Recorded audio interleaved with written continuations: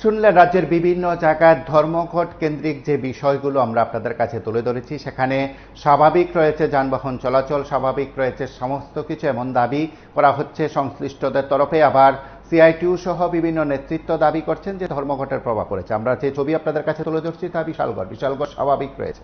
যারা ধর্মঘটের বিরোধিতা করেছেন তারা সংবাদ মাধ্যমের মুখোমুখি হয়ে প্রতিক্রিয়া ব্যক্ত করতে গিয়ে বলছেন দোকানপাট খুলেছেন দোকানিরা, তার পাশাপাশি যানবাহন চালাচ্ছেন যানবাহন চালকরা, সবকিছু স্বাভাবিক রয়েছে। শিক্ষা প্রতিষ্ঠান থেকে শুরু করে সবকিছুই স্বাভাবিক রয়েছে, ধর্মঘটের কোনো প্রভাব বিশালগড়ে পড়েনি বলে তারা জানান। আমরা তাদের বক্তব্য শুনব।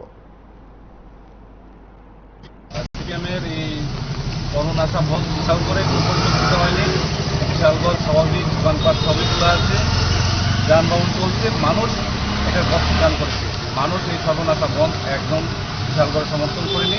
আপনারা লক্ষ্য করছেন গাড়ি ঘোড়া দোকানপাট সবই কিছু খোলা আছে, স্বাভাবিক, সব কিছু স্বাভাবিক রয়েছে।